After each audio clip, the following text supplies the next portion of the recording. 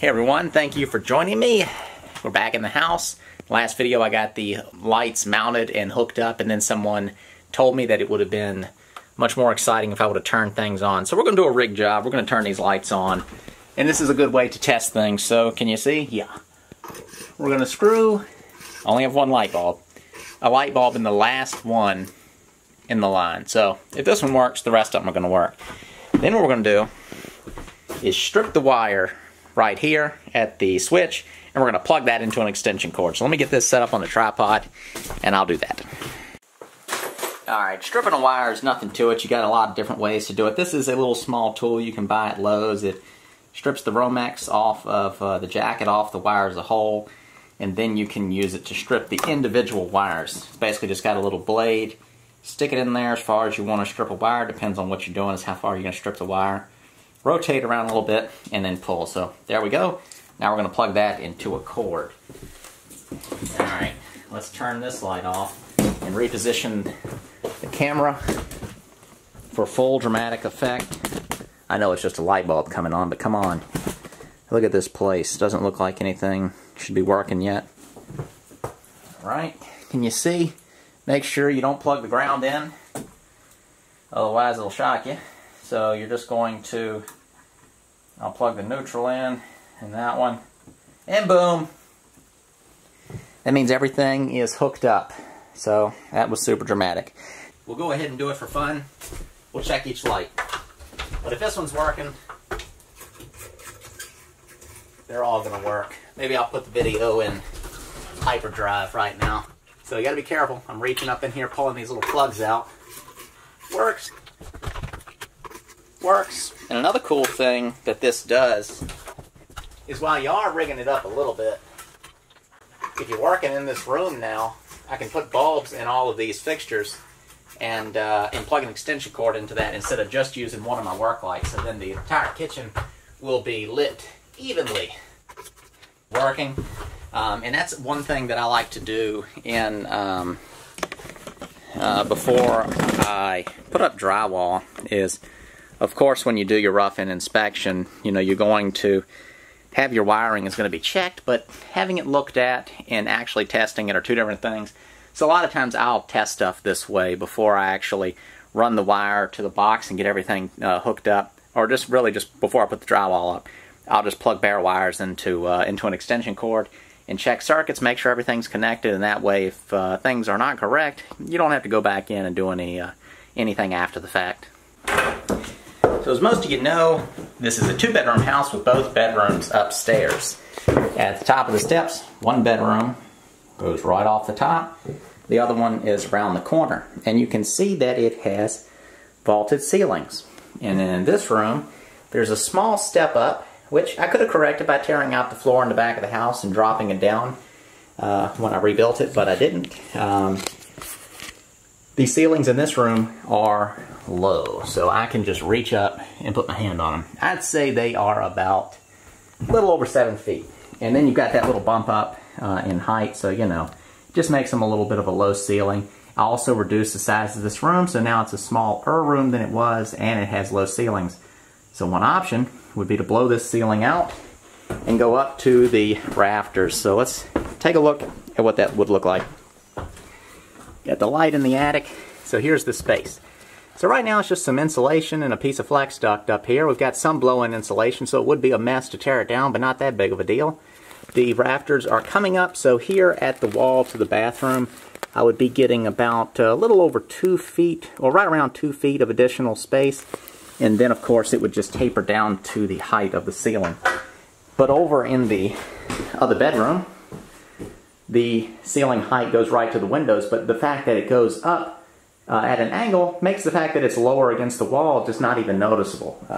I think it's actually very interesting to have it like this. Yeah, so I could do that in here. I'm not sure. Y'all can let me know what you think, even though I might start doing this in 5 minutes. I'm really not sure. So I'd have to get everything cleaned up before I do this, because it will be a huge mess.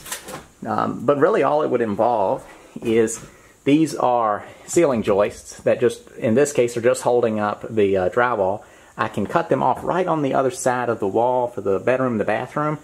these would get left, drywall would come up, you know, just have a normal ceiling in the bathroom, and then I would frame the rest of this wall up against the roof.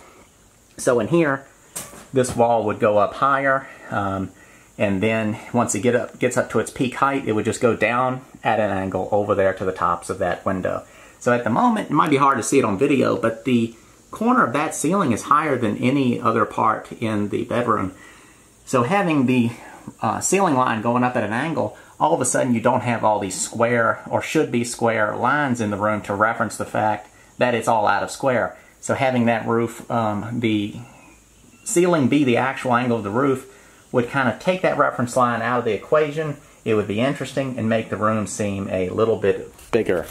That's going to also change a little bit how I go about doing the installation, but I think it would be an interesting thing to do. Maybe a little overkill. I need to take 5 minutes and actually think about it and decide if that's what I want to do, but I think it would be fun to do it in a video. I'm sure a lot of y'all would like to see it, so give me 5 minutes. It's been about 5 minutes, and what I'm thinking is since this is just a rental house, I'm just going to leave the ceiling as is. It's perfectly fine. It is just a little bit low, and it would be neater if it was the other way, but again, it's just a rental. Well, that's the attitude I should take with all this, but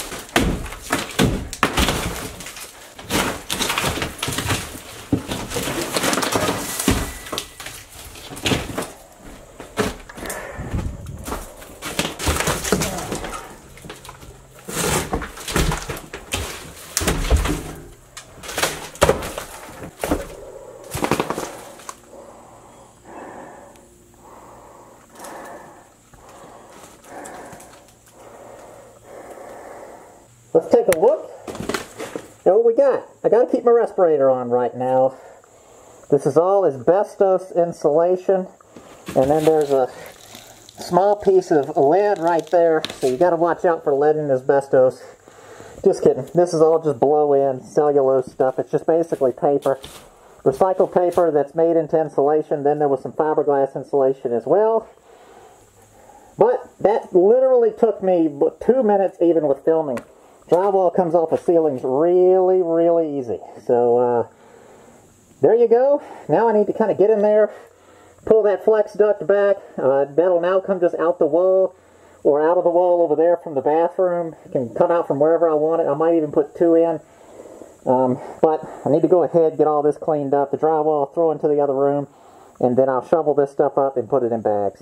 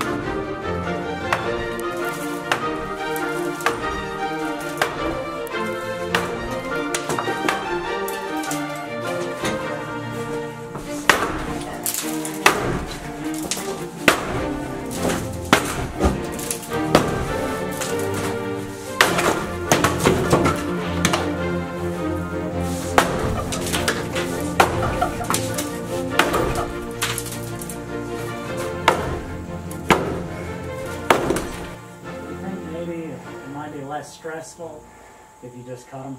My Sawzall blade touched. I'll have another one. I'm just thinking looks kind of stressful looking at it from back here. It's kind of shaking the whole roof system up.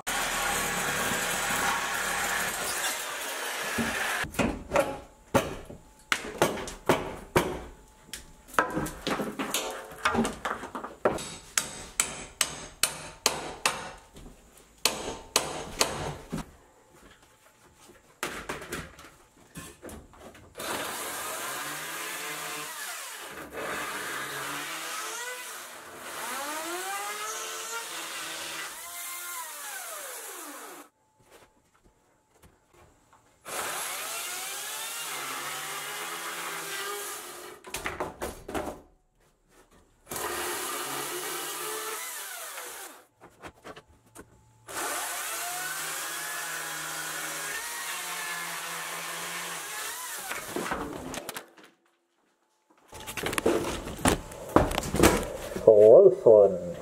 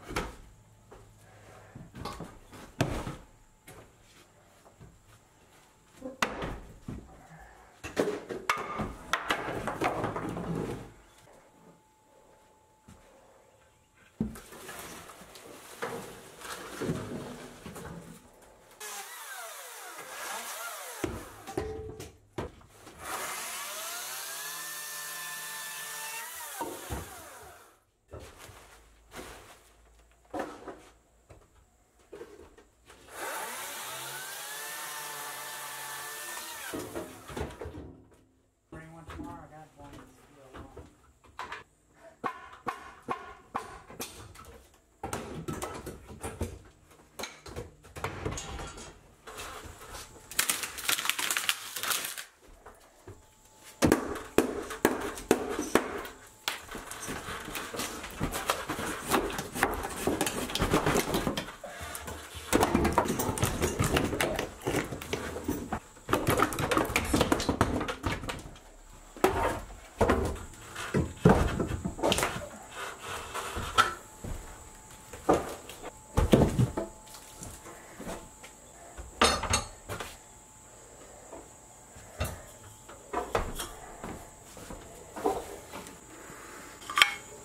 That's why everything's so crooked in this house.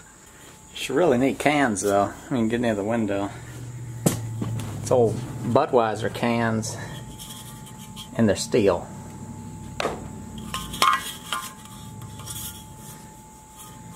And then the tops are punched like you do like a Hershey syrup can.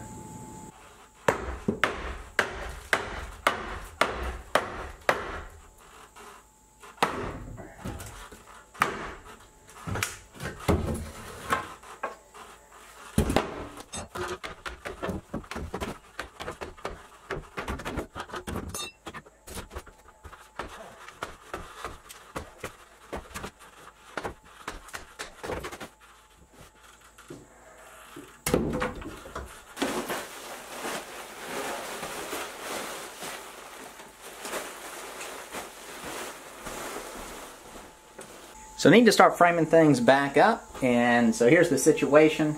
One issue is that ridge beam is dropped down about 4 inches lower on the back side of the house as to where it hips off the main roof. And then the actual wall that I've already framed, I fit that in where it needed to go at the time, not planning on doing what I've done here. So that wall's not actually flat either, because there's some, things are a little off in this house. If I knew I was going to do this ahead of time, I would have just torn the whole ceiling out of the bedroom and the bathroom, framed this wall, just all the studs would have been the same length, and then I would have just ran the new ceiling joist, and then that wall would have gone up and connected into the roof with those cross-tie pieces. It would have been much simpler to do it all then, but that's not the case. So this wall is going to be a slightly tapered wall, but it's going to fit up in there. I'm going to add the cross ties, which will give support to the roof structure, and then I'll come up under those, or somehow or another I'm going to come up, and then the wall that I add is going to give support to the roof. So you can imagine if you push down on that ridge beam, something's got to go somewhere. So it's like this. So if you push on a triangle, what wants to happen is that. So you're going to try to basically straighten that line out, and when you go like this, out here where the ends of those rafters end, if you flatten it out, it's going to want to push them out. So in that case, you'd be pushing on your exterior wall, so this side of the house and that side of the house. So by adding support under that, you're kind of eliminating that pressure that goes out. Luckily, this wall is built right on top of the joist below, and then I'm not dealing with much weight anyway, and I'm going to put blocking in between the rafters and also be doubling them up with a second 2x6 beside each rafter. So what that's going to do is we're spanning about 10 feet or so here, so we're going to double that up on each one, so that's going to add a lot of support, plus our wall and the blocking.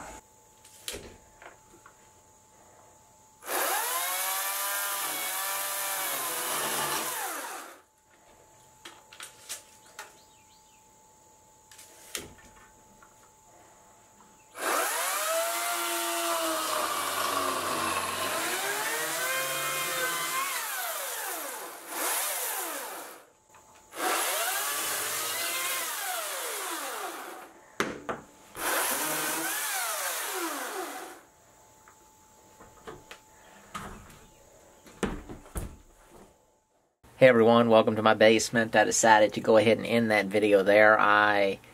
This has been one of my best days renovating a house in a long time, I think. Best as in just got good progress done, had a great time filming videos, and just want to get this video posted. So it is, I didn't get back inside after renovating, working on the house till around 11. Got cleaned up, and now I'm down in my basement. It's 12:44, and I just got all the videos, clips off of my cameras. That's the first clip. Can you see that? Yeah, that's the first clip going into the editing program now. So I'm hoping to get this posted tomorrow. It's Thursday now, and I hope to post it tomorrow, Friday. Again, just excited to be doing this part of the project. It wasn't something I expected, but once I blasted that ceiling out of there, it was just kind of an exciting part, and I'm coming up with different ideas of how I kind of want to finish the space. So I hope y'all enjoyed seeing all that. I also think this would be, it's sort of been a challenge I've wanted to do for a while on this channel, would be to get enough stuff done in one day and to have enough impact that I did stuff in one day to justify a video. And in this case, I think it did, because I can have all the demo and prep work was done in this video, and in the next one, I can start the framing of kind of putting all that back together. So I'm hoping that's just a two-part deal, tearing it out and putting it back in. So looking forward to getting this one posted. I hope I actually get it all done. Again, it's 12:45 now, and it usually takes me hours to film, to edit these videos. Another thing I wanted to let y'all know about that I am extremely excited about, some of y'all might not be, but putting this at the end of my videos, I'm speaking to, I think, the good old-fashioned subscribers that really do follow through and watch videos all the way to the end. So I think y'all are the ones that I think of as the most important viewers in these videos, is that my channel has attracted a sponsor. It's actually more than one. Have sort of contacted me lately as things have begun to grow, and one kind of aspect of my channel in doing all these videos is it requires so much time that it makes me basically move at half speed on my renovations, and then with all this editing and the commenting and all the emailing and the other things like the books and all that that have come into play, basically knocked me out of the time that I used to spend making tables, marketing my tables, getting new customers and all that.